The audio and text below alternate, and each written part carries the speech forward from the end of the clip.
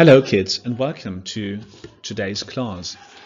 Today is a bit different because today I'm going to tell you something about life in ancient Egypt and about new vocabulary and also about the irregular plural forms of many English words, and then together we'll practice this in class. Okay? So before we start, let's take a look at these pictures. Have you seen these pictures before? I'm sure you have. The first one shows the ancient Egyptian pyramids, and they are very, very famous buildings. And they were constructed in a very hot and dry place called the Saharan Desert. Okay? So a desert is a very hot and very, very dry place. And the pyramids were so important to the ancient Egyptians because they buried their kings and queens inside these pyramids. Okay? And the kings and queens were called Pharaoh, by the way. Before they were buried, they were mummified. That's very important to understand. And to understand Egyptian mummies, you have to first know about their religious beliefs. Ancient Egyptians believed in many gods, and that when a person died, they passed into an afterlife. Okay? So you know the word after, and you know the word life. So what is an afterlife then?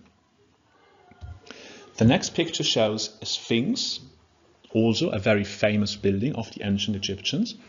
And next to the sphinx, you can see a pharaoh's mask. Okay, so the pharaoh was the Egyptian queen or king, and the pharaoh's mask is a beautiful golden mask that they put on the mummy of the queen or king. And the last picture shows the ancient script of the Egyptians called the hieroglyphs. Okay, so the hieroglyphs is also very important and very famous. This picture shows the desert, the Saharan desert that we talked about before, from above. It's like a satellite photo, okay? A photograph made from a satellite. And what you can see is a green line going through the Saharan desert. And this green line is a river, and it's called the River Nile. And the River Nile is very important because without the River Nile, the old Egyptian empire would not have been possible. Okay? These two pictures show again the hieroglyphs, and it's a very interesting and very, very spectacular thing, really, that the old Egyptians had this kind of stunning script and stunning way how to write. Okay? So, if you find that interesting, please go online and Google that and find out more about what life was like and what people did and what kind of jobs they had. And there are so many interesting things. At the end, I'm going to show you a few links, and you can click on the links and watch the videos. Okay, so what I would like you to do now is take a look at these two list of words. Okay. In English, we've got, as you know, because we talked about that, we've got irregular and regular verbs.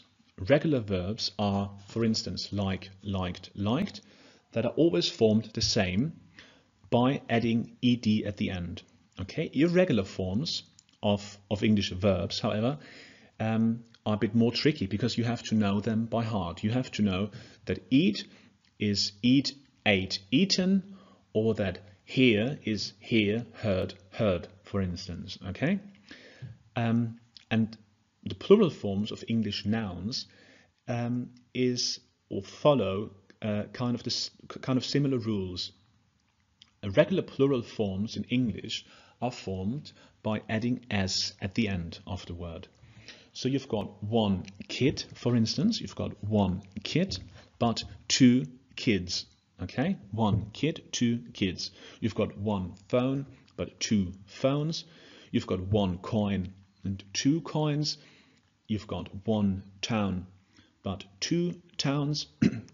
One lake, two lakes. one river, two rivers, and one field or two fields, and so on. Irregular plural forms, however, are a bit different, because irregular plural forms mean, sorry for that, irregular plural forms mean that you can't add an S at the end of the word. Okay, it's not men, men's. No, that's wrong.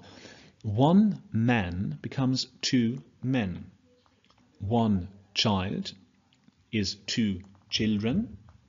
One woman is two women. Okay, that is important. One woman becomes two women. So you change the A to an E, but what you change when you pronounce the word is woman becomes women, okay? So you change that, actually. You change the sound of the O, woman to women. One person becomes two people. One foot becomes 2 feet. One goose becomes 2 geese. That's Gans, by the way. Eine Gans, one goose, 2 geese, 2 Gänse. One tooth becomes 2 teeth. Zähne, okay, Zahn und Zähne. Ox becomes 2 oxen, and that's Ochse in German. Fish and sheep stay the same. So it's 1 fish and 2 fish and 1 sheep and 2 sheep.